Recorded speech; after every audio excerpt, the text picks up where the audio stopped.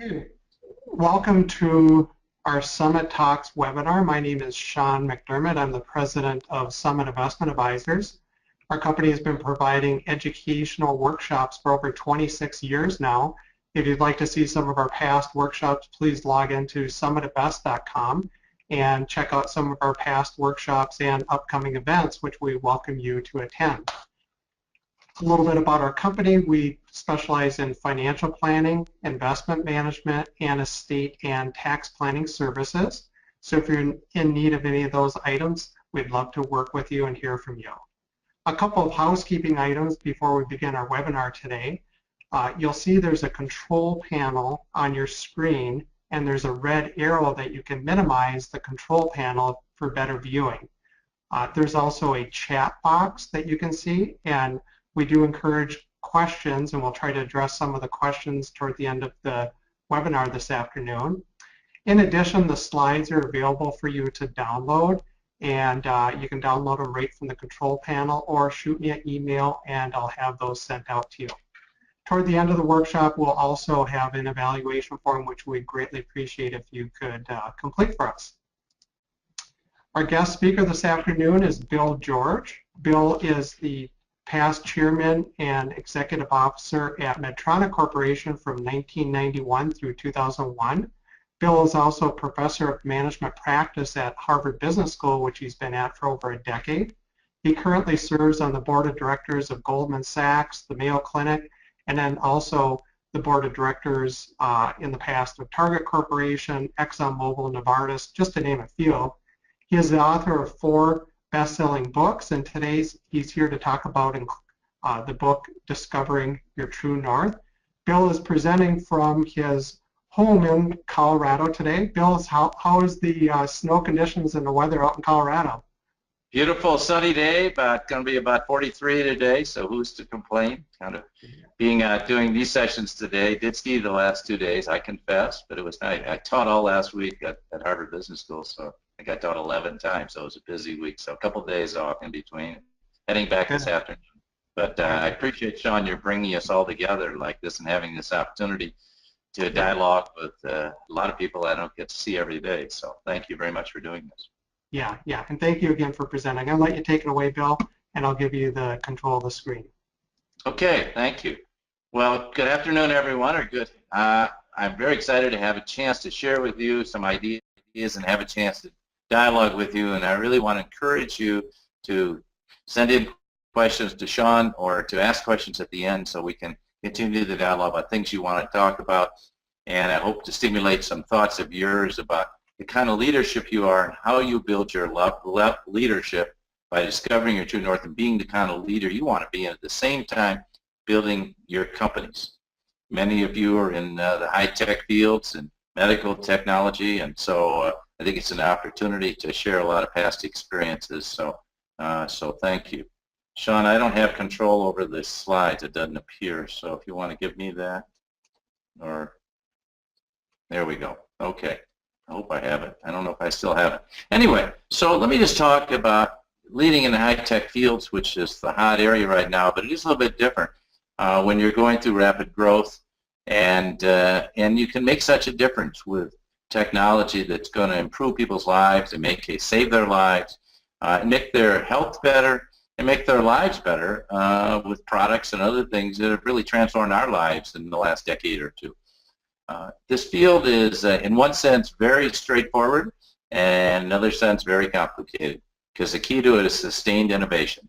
And I would say companies that can sustain their innovation are going to be successful, and those that are not are going to fall by the wayside. Why is it important? Because you're creating products that help people's lives. You're serving people through those products and through the services you bring them. And it also, frankly, these are very competitive fields. Everyone wants to be in it. It's exciting fields, but to be competitive, you have to continue to innovate and stay ahead. When I arrived at Medtronic back in the late 80s, Medtronic had definitely fallen behind that, and we had a period of 4 or 5 years, so I'd say 3 to 5 years, to really get our innovation up by 1994 where we wanted to be. But it's a tremendous gift because you can create new medical therapies, new products, new services that are really helping people. And what better field could you be in? So given that this is a fairly straightforward thing, why do we see so many companies fall by the wayside? I've listed a few here. Some of you may disagree with that. Companies like Nokia are gone. BlackBerry is essentially gone. Twitter is still there, and I love Twitter. And I hope it'll make a comeback. Siemens got out of the healthcare business, at least other than MRIs and heavy capital equipment. AstraZeneca is a company that stopped innovating. GSK, Baxter, Abbott trying to come back some now. A company called Valiant never really did innovate. And for a while you can raise prices and do things like that, but it's going to catch up with you, and that's what's happened. What's happened, a lot of these companies have gotten so focused on short-term gains that they fail to take the risk, take the investment to invest in high-risk, long-term innovation. So let's face it, innovation's about risk. You never know what's going to work. I heard someone describe the other day in a classroom last week, it came from the medical technology field, that under his leadership they'd invested $800 million in a technology and didn't pass the clinical trials, and so they're looking at it again from a different angles, and I suspect it'll come back, but it is risk. And so if you don't like the risk, probably you should go to the electric utility business or something like that where the risks are much more minimized. But it's an exciting field, and what could be more exciting than creating innovations that change people's lives? Sean, I still don't have the control here on the slides. I don't know if you can give it to me. So let's look at your leadership challenges. So these are the personal, because I'm talking generally about leadership, but I really want to talk about your personal leadership.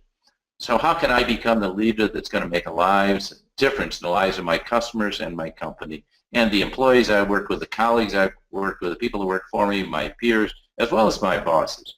And how can I take my leadership to the next level as an authentic leader? In all growing companies, the challenge is to find leaders who can step up to bigger jobs and bigger challenges without abandoning who they are.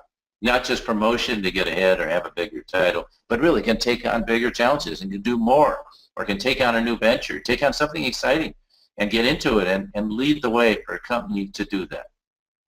And how could I sustain my leadership? By continuing my development.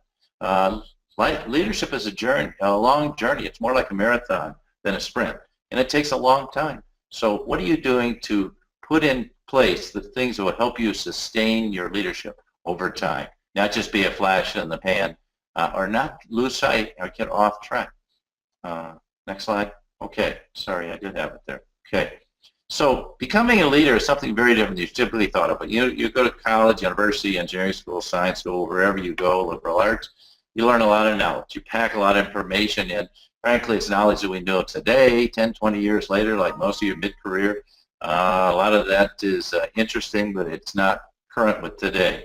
But you come into the workplace, you develop skills, what I call management 101, whether it's routine things like budgeting or skills on how to manage projects. And as you take on more responsibilities, you develop your critical thinking skills, your analytical skills, so you can know where to invest, where not to. You can anticipate problems. You can see things going wrong. These are mostly matters of the head, but becoming an authentic leader is something much more a matter of the heart that goes far beyond that. I got it. Okay. So leadership is definitely changing. And one of the reasons I wrote Discover Your True North is to capture those changes. I'd written an earlier book, True North, where the research was done 10 years ago. And the book came out in 2007. So we went back and looked at how leadership changed, talked to another almost 50 leaders about the changing leadership, much more diverse group, more of different national origins, more diversity, more gender diversity, racial, religious diversity, and really tried to capture the changes we see taking place in the last 10 years. One, they were definitely moving away from hierarchical organizations. The old hierarchical organizations are really falling apart, like General Motors fell apart. It doesn't work anymore. You need to have an organization with empowering leaders at the top throughout the organization. Now, it's quite true, not all our leaders are that way, but how can you create that sense of empowerment that's going to allow your organization to win? Because I'll guarantee you, an empowered organization, people at all levels, particularly the first line people that are actually interfacing with customers and creating the innovations and ensuring the quality and production, are the ones that really make the difference. How do you ensure that with an empowered organization so everyone will step up and lead. And I think if you want to be creative and you want to be high growth, you've got to move away from bureaucracy. And I love the Google, now called Alphabet organization, where they're really a series of interdependent units. I was out there a couple times last summer and fall, and just to try to figure the place out. In fact, I had a luncheon after I'd been there for a couple of days with all the leadership development people, and they say, I told them what I was there for, and they said, well, when you figure it out, let us know, because it's more of a bottoms-up organization, not a tops-down, and ideas are coming from the very base of the organization, like Gmail, like the things we use all the time today, like Google Maps. These come from the core of the organization, just like self-driving cars. They may be funded on top, but the idea is, in fact, even to Google, they give a lot of freedom for funding at lower levels. So rather than thinking about, but how do we leverage our strengths in a series of interdependent units? It is true that size and creativity are inversely proportional. So as organizations get large, how do they keep their creativity?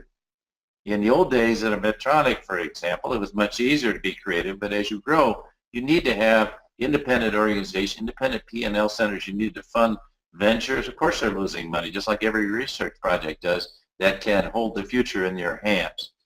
We've gone from an era where back in the 80s and 90s where information was hoarded at the top, where today transparency is the order of the day. Even if the leaders don't like it, everything's transparent.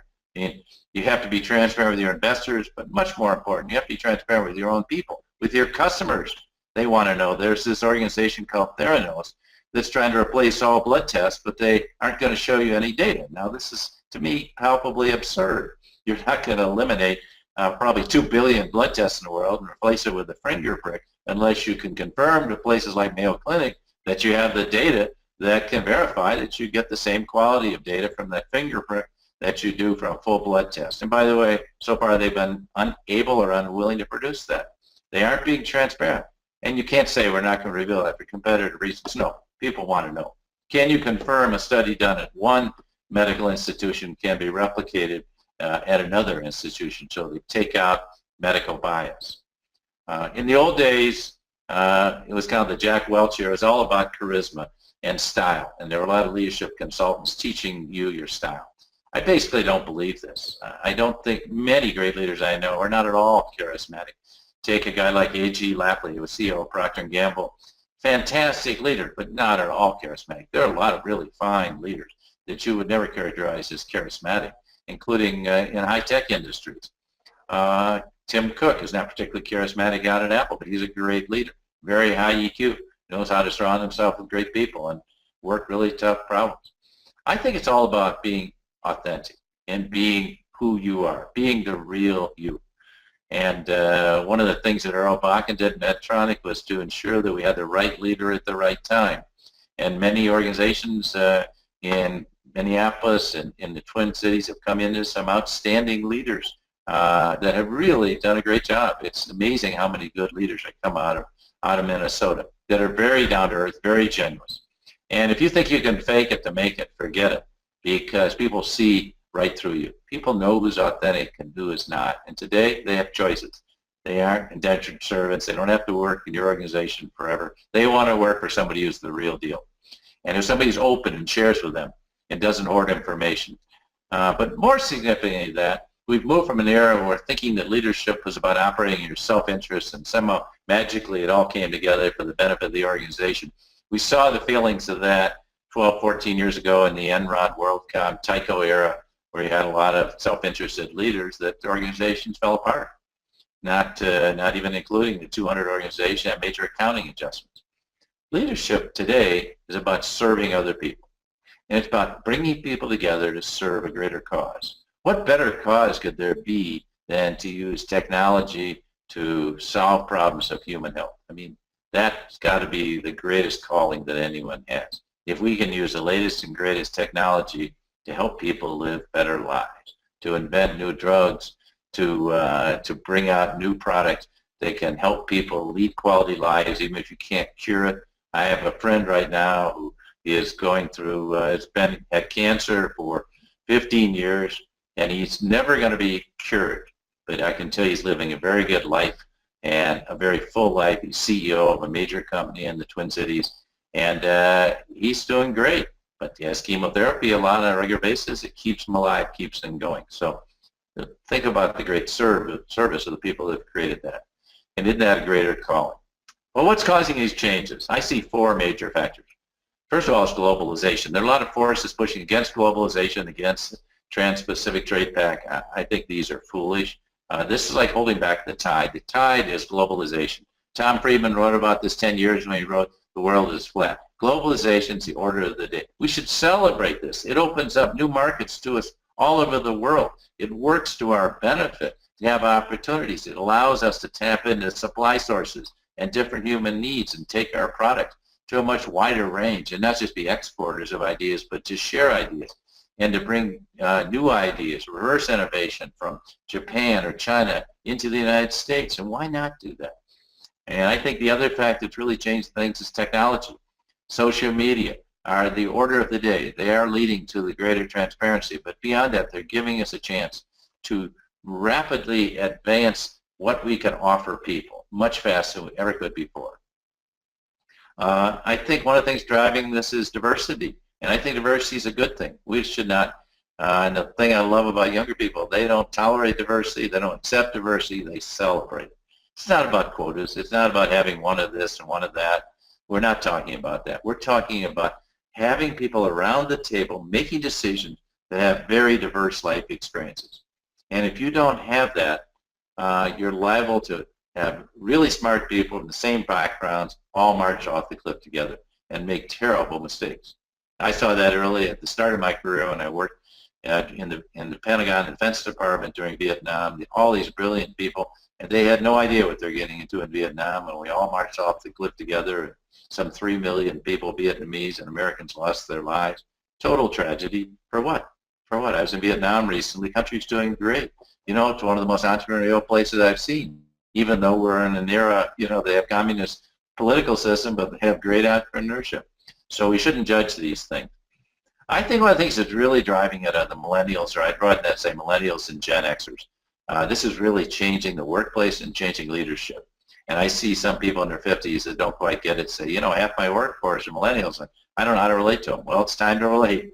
I have 2 mentors who are millennials. One's 30 years old and one's 20. And I just had breakfast with the 20-year-old. I learned a lot from him.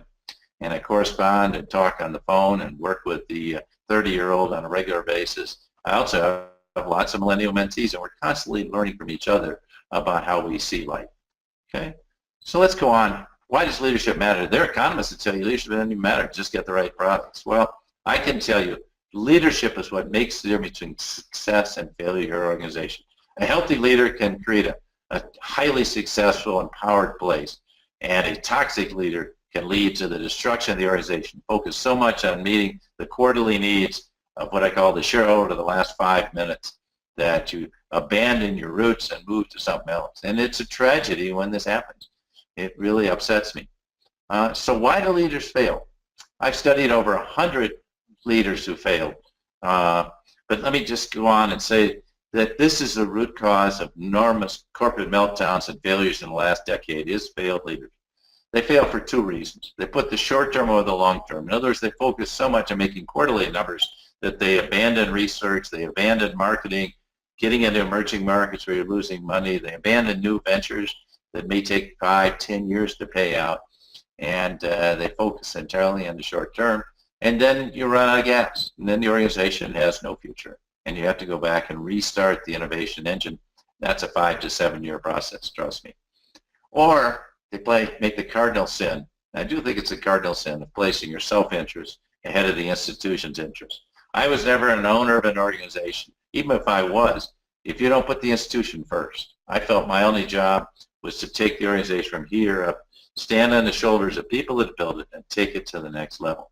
And oftentimes you benefit from what your predecessor has done, but your job is to put things in place for your successor. And don't worry about who gets the credit. You'll get the credit. Well, why do leaders fail? The leaders I've seen fail, and I've studied over 100 leaders who failed, did not fail for lack of IQ. It's not that they weren't smart enough. My colleague Dan Goleman, who is the father, really the father of emotional intelligence, has the data, and he said above 120 IQ. The different, and all of you on this call do have above 120 IQ. The differentiating factor in leadership is not IQ, but EQ. It's emotional intelligence. So what are we talking about there? Well, think about the leaders I've studied who have failed. They lack self-awareness. They didn't know who they were. Now, honestly, I've never met anyone yet who would admit they didn't have self-awareness because a lot of times you can't even see your own blind spots, so you just go about things. But I can tell you that was the problem. They didn't really know who they were, or they're unable to face their own reality. They're unable to admit mistakes, to be vulnerable in front of people. I used to say back in my Medtronic days, you'll never get fired here for making a mistake, but you will lose your job if you can't bring forth the problems we have and own the mistakes, because then we can get the best people in the company. We can go outside the company and bring in experts to help us solve the problems. But we can't solve a problem we don't know about. And in high-tech fields, a problem that you don't know about can mushroom. Like I remember Intel had a real problem with the Intel 5 many years ago. Or Apple had a problem with its maps. So I started, you can fix these problems. They're all fixable. You can fix a problem, a product that has a problem, but you got to know about it first. And so I've seen leaders fail, like the former CEO of General Motors, took him into bankruptcy, Rick Wagner, who wouldn't acknowledge the fact they're making cars no one wanted to buy, or that they had quality problems. If they sent their quality problems, instead of fixing them, they sent them to the law department. And it just continued on because they didn't want to spend the money in design. Meanwhile, they spent billions of dollars because of the mistakes they made. But going on, I think many leaders lack a passion for the company's mission and values. I used to say to people, if you're not passionate about the mission of this company, you should move on. Go to Merrill Lynch and trade stocks, because this is a great mission we have, and the values are, and if you don't buy into it, you're probably in the wrong place. Or they lack compassion for the customers, particularly in healthcare, the customers whose lives hang in the balance by the work you do. Or they lack empathy for the people who work with, people that are struggling at home or have problems with their own kids, or maybe they're going through depression. And some leaders just have no interest in that. They just say, get on with it. And I think that's just wrong. Or maybe significantly lack courage to transform the organization. Organizations need to be kept alive and constantly dynamic, particularly as you're going to a global market. It has to be constantly rethought and transformed for the future. You can't just be stagnant and say, what got us here is going to get us there. No, what got us here is not going to get us there. Same thing is true of your leadership. So think about these qualities: passion, compassion, empathy, courage. These are all matters of the heart. We can't teach these things in a classroom. You have to experience these through life. I remember meeting with the famous Buddhist monk a number of years ago, Thich Nhat Hanh. He said the longest journey you'll take in your whole life is the 18 inches from your head to your heart. The 18 inches from your head to your heart. And what he's saying really is, of course we have to be smart, intelligent people. We have to analyze things. We have to know the numbers. We have to be problem solvers. Those are all matters of the head. But unless you have a heart for leadership and you have qualities like passion and compassion and courage, you're not going to be a good leader. Even my colleague Michael Porter, who's our greatest academic at Harvard Business School, would say that unless you're a good human being, you can't be a great leader. And I think we're finally realizing that people that are toxic leaders and at the top of organizations are not going to be great leaders, and they're not going to build empowered organizations. So what is an authentic leader? Authentic leaders, here's what they do. I can give you a definition. Being authentic is being yourself, being genuine, being real. But that's pretty easy and straightforward. Okay, let's look at authentic leaders as people who align people around a shared mission and values. They don't focus on exerting power over them. They empower other people to lead. How do they lead? They lead by serving all their stakeholders. They serve their customers, their employees, their communities, and their shareholders. And you do all these things simultaneously. And they create a spirit of collaboration, because a group of us can solve problems much better than any one single one of us. And if one person dominates, we're going to shut down the voices of people that have a lot to offer. And the criteria here is sustaining superior results. It's easy to have a hot new product and get results for a year or two. What can you do to follow that? How can you sustain it for the long term? And that's what the great organizations are doing. That's the difference between a Facebook and a Twitter, and why Facebook's going ahead, because they continue to be dynamic. They continue to change their site, just like LinkedIn does. Whereas Twitter's locked into an application that I love, but they haven't really made it dynamic. So, some of you think, hey, this is the soft side of leadership. The hard side is getting the numbers right. That's just not true. It's a lot easier for us to get the numbers right. We know how to do that. We just start cutting back on R&D, cutting back on market expansion, leadership training programs, and all those things. And the numbers will come in line. We lay people off, don't have any salary increases. But that's not going to get us where we want to go. These are the things we want to go, and this is much tougher. This is not soft. This is really hard. When you have a global organization, get everyone aligned around your mission and values is really hard. How do you know that the people in Poland or Korea or South Africa or Brazil have the same values as the people in Minnesota do?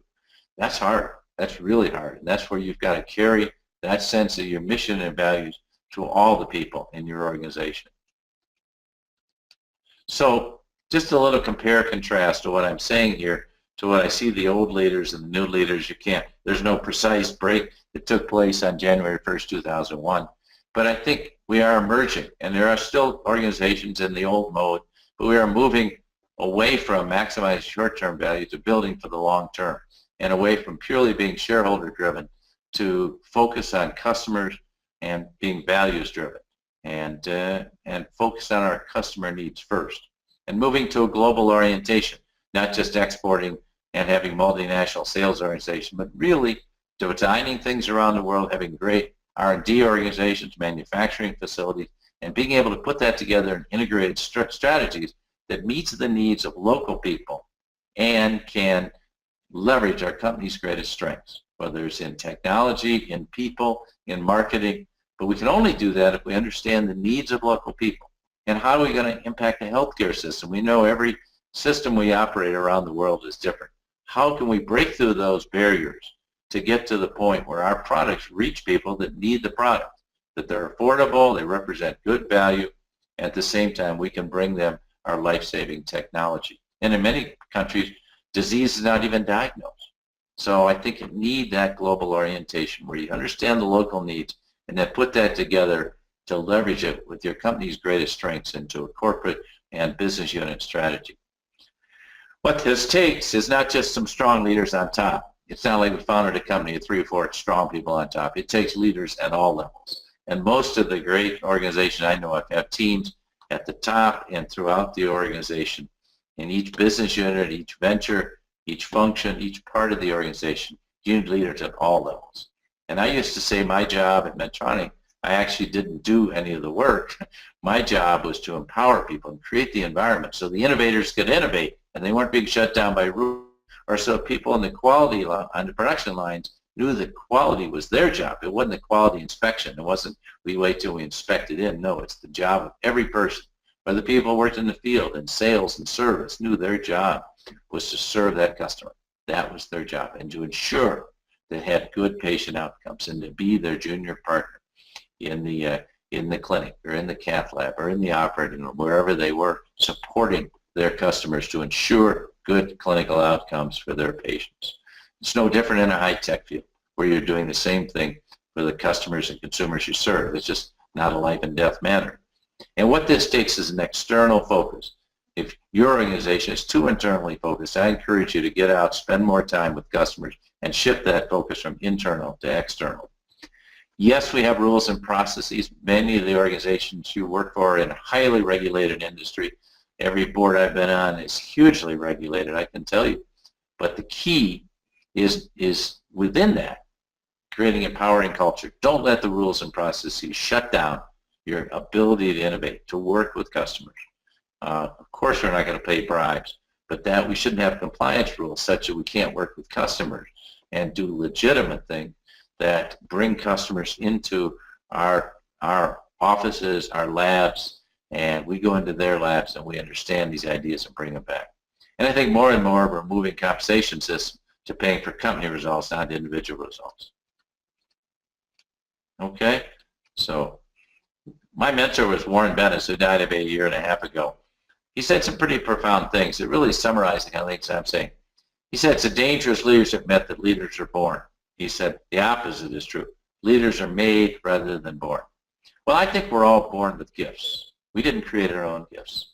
The question is, how do we use our gifts? How do we develop our gifts? If you're a great athlete or a great musician, you don't show up You have to practice your craft every day.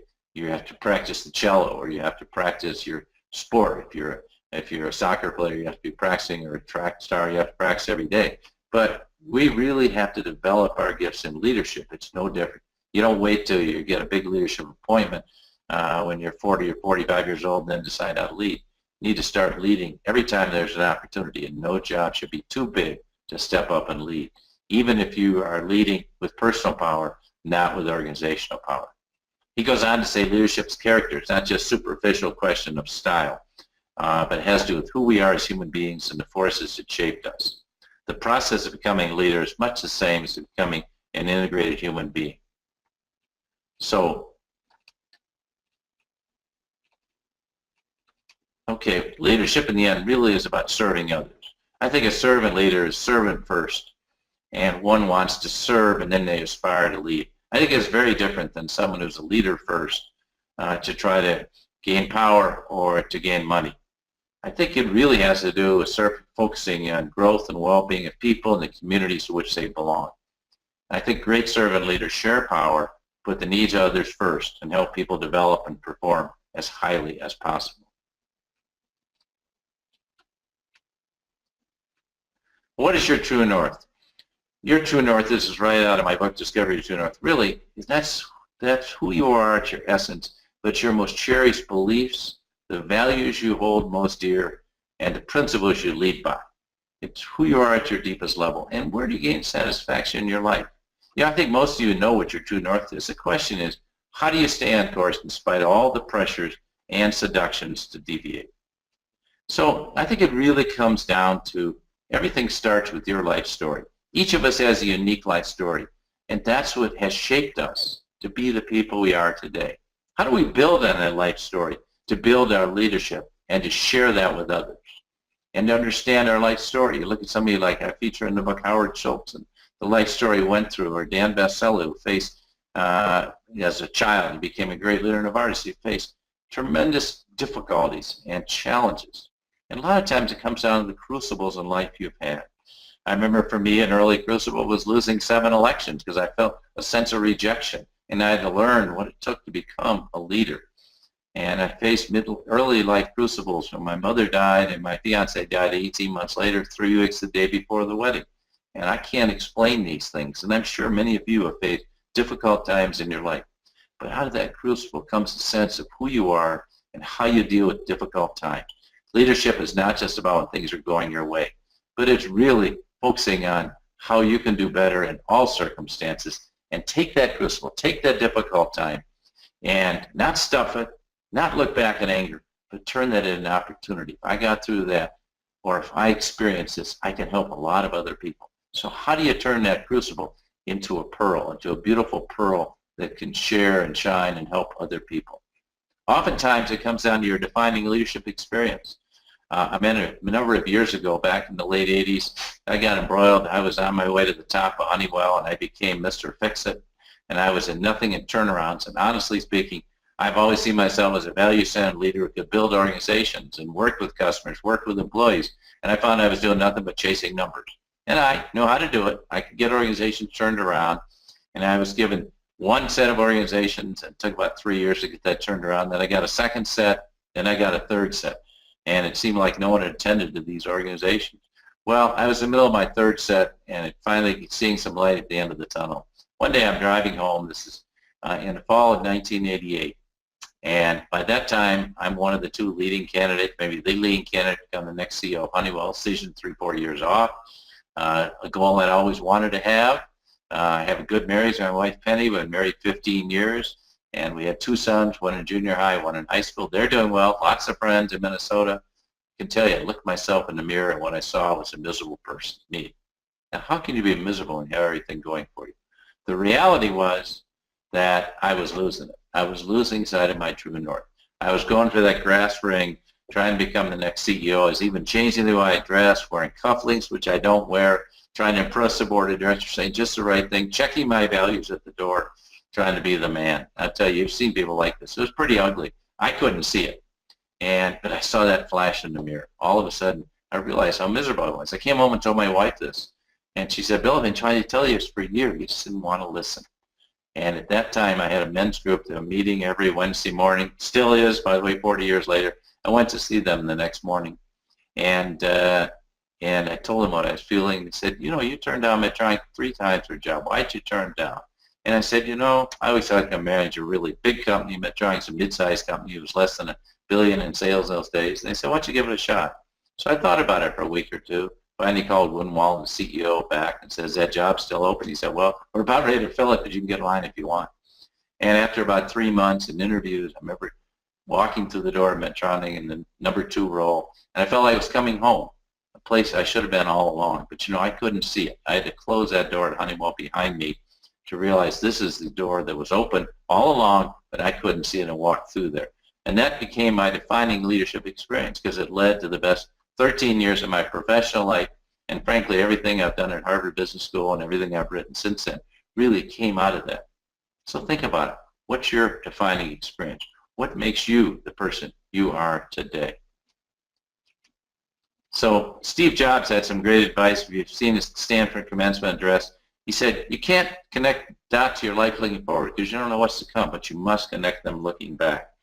And I encourage you to do this. How do you connect the dots to your life? Like I was needing to do all the way back to losing those elections to kind of losing it at Honeywell, to say, am I following what I believe? And I was too much trying to follow my father's desires for me rather than my own. So Jobs says, don't waste your life living someone else's life, and don't let the noise of other people's opinions drown out your own inner voice. Yes, you want to listen to people, but you have to listen to your inner voice because then you're getting to your heart and you're trusting your intuition. And when you go against your gut, when you go against your intuition, I would say, you know, 9 times out of 10, you're going to be wrong. Of course, you want to look at the analysis, but if it doesn't right, like the right thing to do, the ethical thing to do, the value-centered thing, or it just doesn't feel right, then I encourage you to trust your gut because it's going to tell you what's really important. So I'm going to go quickly through this so we can get to some questions and answers for time. But basically, you need to have a leadership development plan composed of these 6 things, and I'll go into each of them. Your self-awareness, how you test your values under pressure, finding your sweet spot, building a support team around you, living an integrated life so that you can be the same person in all environments, and ultimately knowing your leadership purpose. So I think the hardest thing to do in the core to emotional intelligence is gaining self-awareness. It starts with your life story and your crucible, which he's talked about, but we also need time out every day for some form of reflection, whether it's prayer or meditation, what I do, or a good long walk, or a jog, or journaling, or just looking at the ceiling, something where you step back and say, am I doing what I want to do today? Am I focusing on what's really important? Or am I getting so caught up in a task list that I'm trying to get these 10 things done, and I'm letting the immediate take precedence over the importance? There was a wise person at Medtronic named Bobby Griffin said, Bill, we can't let the immediate take precedence over the important. How do you reflect enough so that you're focused on what's important? And the other thing, feedback is the breakfast of champions. And not just feedback from your boss, 360 feedback from your subordinates, from your peers, and people you really trust that have your interest home, your friends, your spouses, your family member. Who gives you that feedback that allows you to have a high level of self-awareness and to accept yourself as you are and have compassion? For me, in my case, a little boy that was rejected or wasn't cool in high school, to feel that's all a part of who I am and have compassion for myself and accept myself with my weaknesses as well as my strengths. I'm just as impatient as I ever was. And then I can become that fully actualized leader to really be fulfilled. And can you be that fully self-actualized leader that can fulfill your greatest dreams? I can tell you, people will want to follow you when you do that. So it's a little bit like peeling an onion, but you can't get there if you peel that onion. You've got to go right to the core and cut it to the center. Get to your shadow sides. Understand your life story. Being willing to accept your vulnerabilities and share those other people and understand your own blind spot. So this is called the Johari window, and really the key to this is how do you open up your life so you can go from that open corner and make it more open by being willing to share your hidden areas, those things that you know about yourself but others don't. Open up and share those things. How do you see your own blind spots? You can't. You need people around you that you trust that will say, Bill, you can't see. You're going off in the wrong direction. You're chasing that brass ring when you should be doing this. Who are you going to listen to? Who's going to be there? And if you can open up that window to get through the hidden areas and the blind spots, you'll become a much more complete leader, and people will want to follow you, and you'll be much more authentic. I won't read through this whole thing, but Sam Palmisano basically said, how do we get people unified together? Not just by having rules and processes, by having a core set of values we're all going to follow. And that's the key to any expanding organization. You can write all the rules you want for people. You need them, but they're never going to replace good judgment, and they're never going to replace having a sense of the organization's values and how it aligns with my values. Your sweet spot really is, we have extrinsic motivations, money, fame, power, success. But what are your intrinsic motivations? Doing a good job, building your family, developing yourself, helping others develop, creating a great product that's going to help people save lives, serving a person in need. Those are all your intrinsic motivations. I'm not saying give up the extrinsic, but you need to keep a balance. If anything, you need to play to the intrinsic. And at the same time, find a job that plays your strengths. If you're not strong at finance, don't have a finance job. If I, like Medtronic, I didn't know medical technology, I didn't know medicine. And I teamed up with a guy named Glenn Nelson, helped me enormously, so that he could mask my weaknesses and I could team up with him on really tough medical problems. So if you're in your sweet spot, when you find a job that you're passionate about, that pulls on your intrinsic motivation and it plays your greatest strengths. And when you can do that, and that's the opportunity I had, and I hope you have it too, you know you'll be successful if you can build in that sweet spot. And if you're the coach of other people, which you are, how do you get everyone in their sweet spot? It's like a great athletic team. How do you make sure everyone's playing in the spot where they can be the most successful? And that's your job as a leader, to ensure that for your people. You also need to build a support team around you. You can't wait. Don't wait till you're in trouble. I think it's composed of three things. Having one person in your life with whom you can be completely open and honest, your spouse, your significant other, best friend, or your therapist. Having mentors around you. I've had some wonderful mentors. Some of my mentors have passed away, but having mentors who can guide you and keep you on track. And then, as I mentioned, having a support group around you. I call it a True North group, but people you meet with regularly. Talk about what's important in life. It takes time, but I tell you, it's time well spent. And the key is, can you have people around with whom you can be totally confidential at the same time? Really trust them and be open and be there for each other. Because I can tell you, when things are tough, and you will hit tough spots, you need that support group. My son's going through a rough patch right now. It's a good thing he has such a strong support group around him he can talk to. And you know, you're never going to find perfect work-home life balance. The question, can you be the same person in every environment? Can you be the same at work as you are at home, with your family, with your kids, in your personal life, and in your communities? If you can be that same person, your life may not be totally in balance, but you're going to have integrity in your life. And that's what I mean by being an integrated leader, being that same person in all environments and staying on track of your true north. And to me, life is long, and you don't want to do all work and lose your family. You need to have that sense of being an integrated person. But most important, do you know your leadership purpose? Why would I want to follow it if you don't? And is your purpose aligned with your company's? Can you find that sense of alignment between your purpose and your company's? If you can't, you're either going to have to find a way to bring in closer alignment, or eventually, like it was for me at Honeywell, with a purpose just purely making money, I had to move on to find a place that was right for me and to find that sense of alignment. So knowing your purpose is why people want to follow you. They don't want to follow you because you order them to. They want to follow you because you're leading in a direction they want to go, and you have an alignment with a greater organization. And to me, that's what it's all about. But you can't get there until you process your self-awareness and know what's motivating you and some of these other factors. You know, I just cite a couple of organizations that really understand that it's really all about serving. Johnson & Johnson, the famous credo that carried them through the Tylenol crisis, carrying them today. You talk to the people, it's still as important as ever. Or the Medtronic Mission, and I'm sure all your companies have missions, but these missions are so important to companies because they tell people what's really important. It's really important to help patients, to help alleviate pain, restore health, and extend life, and making sure every employee feels a sense and an opportunity to share in the company's success. There's too much money going to the top and not enough to the people that are really making a difference in the organization itself. And that's how you sustain growth and performance over a long period of time. To have a mission-driven organization that knows its values, where people are passionate about it. That's where the motivation comes from.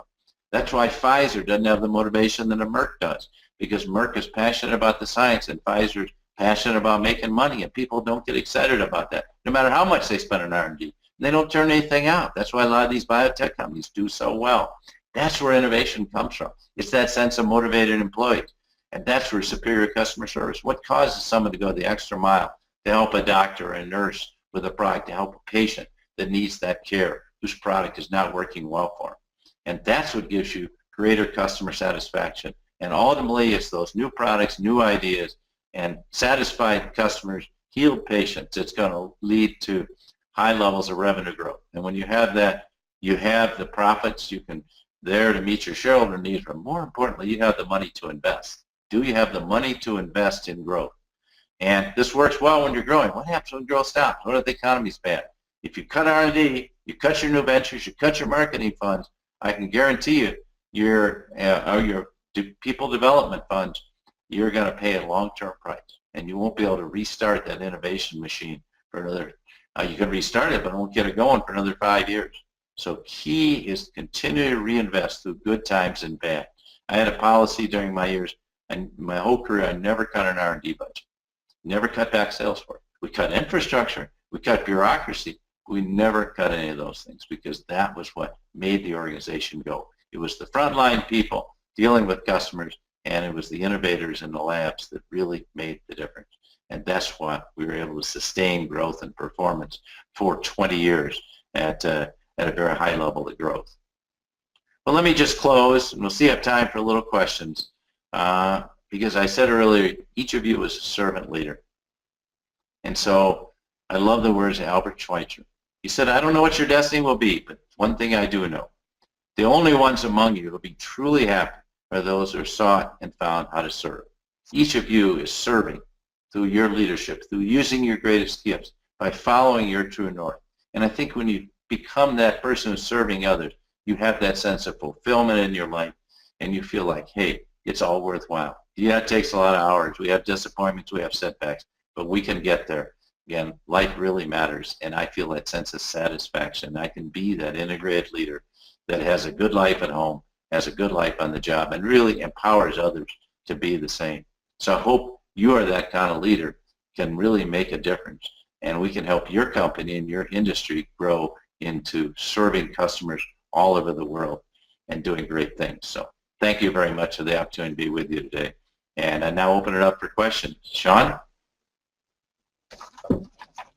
Okay, Bill, thank you. Really appreciate your presentation today. And just a couple of quick questions, one of which is you rub elbows with top CEOs from companies around the world. What are you hearing right now as far as their global market outlook and the direction of the economy? Well, I just came from Davos, the World Economic Forum, and, you know, on the big picture, there's a lot of concerns. You know, China's not growing as fast. No one knows how fast it's growing. Honestly, they don't even know if the numbers are real. They're very concerned about currency exchanges, and I have some concerns. We're relying on the U.S. for growth, but we have some signs that things could be slowing. But I tell you, the companies are saying, the CEOs are saying, we're not worried about that. We're going forward with our strategy. Talked to Mary Barra at General Motors. She said, I don't care if China's slowing. There's 10 million cars can be sold there, and we're going to get our fair share, and we're going to do whatever we can. We're going to make a difference in these countries. We're going to keep going. They're going to stay the course. And I think companies that are doing that, people at Facebook, Sheryl Sandberg, they're going to keep going on this course. Certainly the people in the healthcare field. There's a big difference, though. There are people like Ian Reed at Pfizer who are much more focused on purely making money and more on the accounting and the financial engineering and doing this deal with Allergan than they really are at innovation and breakthroughs. There's a guy like Ken Frazier at Merck, who I had a great meeting with Ken. He's totally focused on how can we solve long-term problems of people with cancer and ALS and Alzheimer's. These are huge risk fields, but we're going to keep going. And I think the medtech leaders I know are really committed to that, and that's very exciting to me. So I think the great leaders are looking past the problems and saying we're going ahead and we're going to find a way to make a difference and have our company grow and be successful in spite of some of these trends. A guy like Paul Pullman, Unilever, these are all people I have the privilege of talking to, but I can tell you the great ones, they're moving ahead. they aren't being slowed down at all by these kind of mega trends. Okay, good. Thank you. Another question is, we see biotech company stocks have really gotten hammered in the market since the beginning of the year. Do you have any thoughts or opinion on biotech companies compared to medical device companies moving forward? Yeah, I think they got overpriced. The one thing we've learned, we teach this to CEOs when they come in, don't think that your stock price hunts the intrinsic value of your company. I remember one time Medtronic stock got up to 50 times earnings. I couldn't say it at the time, but no stock is worth 50 times earnings. And a lot of these biotech stocks have gotten up there where they are was pretty rare. The key is, are they producing breakthrough products? And I think a lot of them, like Gilead, Amgen's going strong, what used to be Genentech, now Roche, and a lot of these smaller, even Biogen's made a really nice comeback. The ones that continue to invest in R&D and are sustaining themselves, they'll do fine. MedTech never has been the glamour of biotech or the size of big pharma, but MedTech is doing well. The quality companies are doing well. Some of them lost it for a while, like Baxter used to be an innovative company. They had lost it. A lot of them are really trying to put that back into the company. Boston Scientific coming back strong, and Stryker, and these companies are doing really well with very strong leaders. I think my former company, Medtronic, is under Omar Ishrak. And I think those are the leaders that are making the difference. So I wouldn't worry too much about stock price. If you produce the innovative products, you'll find the value will come. Trust me, and it does come. And people want to see that it's real and it's there, and then the stock will be reflecting of that. Okay, good. Last question. What are your thoughts on working with other professionals to help manage money and help with financial planning? Well, my problem, Sean, is when I was at Medtronic or even Honeywell, frankly, I was so busy I had no time to do this. Honestly, I was always concentrated maybe in the company's results, and I had no time to focus on money for myself. I always assumed if I did a good job, the money would follow, and fortunately, I was blessed that in my years, the stock price went way up and did very well financially, but I needed some outside help to think about how I diversify, because I have a tendency to add it all in company stock. How do I diversify my account? How do I balance that out so I don't get too optimistic about growth, and balance that out for difficult times as well? And I think for me, I've had this, I think having a financial planner advisor who is more interested in my interests than in selling me insurance or selling me a certain product, but really puts my interests first, is really key, because I need that. And I want to provide that kind of security. I left Medtronic when I was 58, and I wanted to say, hey, I can go strong. Honestly speaking, you don't make a lot of money as an academic, and even gone half-time now, so it's not about that. It's having a secure financial future so you can do what you want to do. And whether it's putting my kids through school, having a college fund, or just setting all those things up, or now having a second home, thinking you can afford to do that at a certain point in time, and you're there, and so you aren't spending all your time worrying about that. I found it's invaluable to have a financial advisor or advisors who can really help you plan for the future, because I frankly didn't do a very good job of it. I did a lot better job planning for the company's financial future than I did my own. It's just a question of time, but I think that's time well spent. And whatever money you spend there is peanuts compared to getting thrown into some venture that doesn't make any sense, or investing with somebody you really don't trust, or you just don't have time. I didn't have time to explore all those things. So that's where I think having sound advisors really matters, and I'm very grateful to firms like yours to give me that kind of advice. So thank you. Okay, here's the last question, and this is a little bit loaded. Do you see any good leadership traits in any of our presidential candidates? Man, I can't even watch these debates. I mean, it's kind of like an ego contest, It's like a great show. I mean, the ratings are very high because it's like going to, Comedy Central. Remember when Jon Stewart was in full vogue, or now Stephen Colbert? I mean, this is a great show, and Donald Trump puts on a great show, and these guys go at each other. Is anyone talking about real issues? Do you really think we're going to send 13 million Hispanics? Do you know how valuable the Hispanics are in our culture? Do you think we're going to ship all the Muslims home? Omar Ishrak at Medtronic is a devout Muslim. We're not going to allow people. Are you crazy? What's going on? Right. Are we not going to allow opportunities for women? And just the kind of pejorative comments being made, you lie and all this. Let's talk about real issues. Our country has a lot of problems. We have real problems in global security. Should we be sticking our neck in and sending boys and young men and women over to fight in Syria? I mean, these are serious issues. And we have serious issues of global health. How can we help solve those problems? And we have serious issues of our economy. How do we create jobs? They're not creating enough jobs right now. You know, we need to have more innovation and entrepreneurship. We're shutting it down. You know, we're not allowing companies to reinvest in this country and create more jobs. Make it easy to start a company. Make it easy to expand a company. And getting our financial engine back on track so we're not so distrusting and trying to shut down our financial engine. We need financing. So to me, these are the real issues. Tell me what you're going to do. And don't make absurd comments. You know, I mean, we got real problems. I think Medicare and Medicaid are heading for a collision right now because I think the cost of Obamacare, it's basically a good thing, but the cost of it's going to be staggering. We haven't even started to assess the cost of that. You know, and we talk at Mayo, we're going to pay for value. How are we going to do that? Why didn't somebody focus on that? I'd like to hear some candidates talking about the real issues. So you're getting me passionate now, Sean, not that I haven't been, but I tell you, I want to get some real people that can help solve real problems, that have had a little experience and know what the heck's going on. This is the most powerful job on earth, and I don't want a rookie in there making bad decisions or someone that's doing it out of a sense of anger. Let's find people that can lead our country.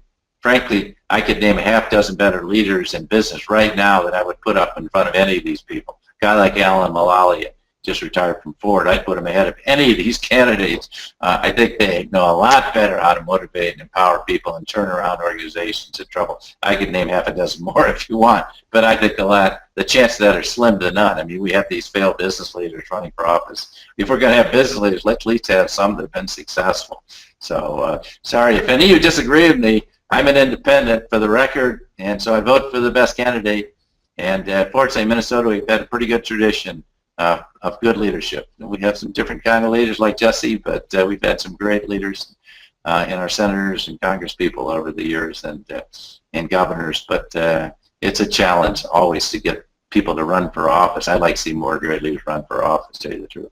Well, can we write in Bill George for president? No, I would never make you guys hear how blunt I am. I'd get myself in real trouble right away saying things I do. But, you know, I'm pretty candid. I probably lose out the first day, so I tell them what I really think. We'd love to have you.